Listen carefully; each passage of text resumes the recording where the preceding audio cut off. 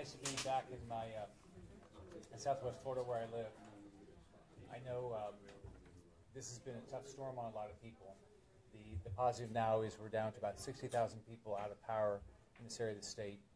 I know the positive is we have power for everybody else pretty much around the state. The Keys are up to about 90% of the people there back in power. So it's all positive how many people have power, but if you don't have power, you'd like to get your power back today. And so we know that we're still talking to the utility companies about making sure everybody has their power back. And I'm going to do everything I can to make sure we provide any resources we can to utilities. I want to thank everybody for making sure that everybody has their, we're getting our water back, our sewer systems are back, all these things are working around the state. We just got back from the Keys this morning. There's a lot of resources coming into the Keys. The biggest problem with the Keys, which is actually a problem statewide where we've had damage, is housing. How we're going to deal with housing going forward. So many people lost their homes or their homes are damaged. So today I traveled with the FEMA representative, Gracia Chuck, runs the Southeast for FEMA. I met with this morning I was with the Secretary of Homeland Security down in the Keys, and also the lady that runs, she does a great job running the American Red Cross. So I can tell you from the President to Vice President to the Secretary of HHS to everybody I talked to at FEMA, everybody wants to work hard, make sure we get all the resources. We're not going to leave anybody behind. We're going to be showing up. We're going to try to be your partner to get you back to a normal life, get you back to your job, get your kids back in school, get you back into your house. So we'll do everything we can to be helpful. If you need individual assistance through FEMA, you can sign up online. We're still trying to move more people out around the state to talk to people, make sure that they know what the opportunities are. We have another hurricane. Looks like it's going to miss Florida, but what it does remind you is we're still in the middle of hurricane season. So 3 days of water, 3 days of food, have your medicines, be ready. I hope there won't be another hurricane this year or any year, but we're in a peninsula. We're in a hurricane state that has hurricanes, so everybody needs to be careful.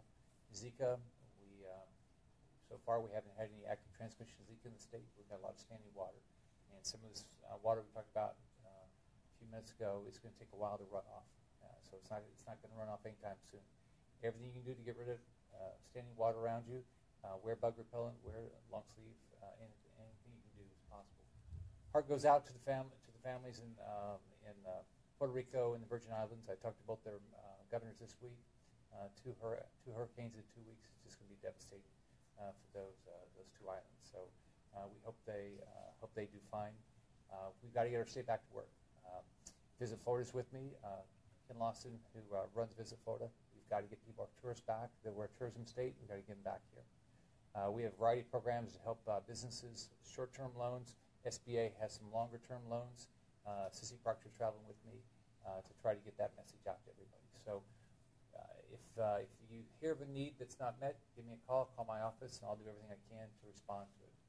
Como gobernador, mi prioridad es seguir ayudando a todos los que fueron impactados por el Hurricane Irma. Estamos trabajando duro para ayudar a todos, turistas, familias, todos en la Florida. Gracias a todos por su ayuda. Es muy importante para mí que todos en la Florida están preparados y seguros. We can answer any questions anybody has. Governor, a couple of questions. First, you talked to FEMA a little bit. Can you get specific on what you've been told in regards to maybe when become available? You might want to be more specific. Sure. We're working in partnership with the state and looking at all opportunities and options of what kind of household, whether it's repairs, whether it's other units, whether it's mobile homes, travel trailers, or something else. We are looking at all avenues to find out what is going to be best to meet the survivors' needs in your communities. But the way we're thinking about it, the way we think about it is we go to every county and say, what are your needs? Our Department of Economic Emergency Management with FEMA, we come up with what the options are, okay? And then we work with your county to figure out what it is. One thing the President did by giving us, during the storm, the individual assistance, is allowed FEMA to provide temporary housing, medical housing, temporary housing, and with vehicle repair. And so, right. But all of it has to be applied for through FEMA. Correct. So, as you know, the best way to apply is the website or the FEMA app, which is a disasterassistance.gov website. But we are looking at all avenues, working with the states on those options, and we'll come up with a solution that best serves the needs of the survivors. But every county is a little bit different. Thank you. Name, please. It's Gracia, check, and I'll get you the spelling. It's a nice, easy last name. It's like 15 letters with one vowel. One more for you, Governor. Are you able to comment on the Lee County Commissioner John Manning's DUI arrest last night? I don't know the details, but look, all of us expect, including me, we expect everybody that whether you're elected or appointed to live up to the highest standards. Anything else? You touched on this briefly. Can you, I guess, explain in your best words? There's a lot of people right now that are still very frustrated, as you mentioned, don't have power, are having a tough time finding food. Some places are still flooded. What would you say to them to encourage them to try to be patient as, the many resources right now do what they can to get everything back to normal? I don't know if I would be patient. So it's a nice thing to say to be patient, but the truth is we do expect the power to be back. And so I'm talking to the utility companies, and I know that for Lee and Collier, they committed to have it done by the 22nd. And I hope they can get it done ahead of that. With regard to if anybody's struggling with food or water, there's a variety of programs where we're distributing through volunteers, through FEMA, and there's a lot of other groups. There's churches distributing food. If you don't know where to do it, probably the best way is through probably the county emergency management team. They can tell you where to do it. But if you don't have anything else, just call my office.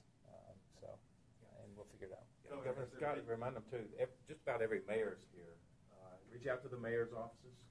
Governor Scott's exactly right. We have a way to push that information out. Our city managers are here, as he said. You should not have a problem getting water or food. Right. Okay. FEMA's been a very good partner getting a lot of food and water in the state. Every place I've traveled around the state, and I've been traveling since before the storm. They're trying to get food and water out to people. They're also, I was down in the Keys 2 days ago. There were some medical individuals there. I know our county health departments are out trying to provide health care. I think HHS was going back down to Everglade City yesterday for health care. But I think everybody up here would tell you the same thing. If you know of a problem and you tell us, we'll see what we can do. We'll try to solve the problem. Everybody's trying to get something done here. The local, federal, and state, they're trying to solve problems. Governor, has there been any discussion, or will there be any discussion about putting power lines underground in the future? That goes through the Public Service Commission for the 4 big utilities, so there's always these conversations, and I'm not an expert on the power lines, but it does cost more, all right, so which is ultimately passed on to the consumer, right? And then in the flooding, like you look at the flooding that's going on in Bonita right now, the power lines underground don't do well in floods. And so one of the negatives is at least the power lines that are above ground, if they get the wind damage, a lot of it's caused by trees falling, we're able to get that back pretty quick. If it's flooded, you got to wait for that water to run off. And I think how long's that water? Yeah. That water's going to take. It's going to take weeks. 2 weeks to run off. So there's a trade-off on all these things. So there's no right answer, but I know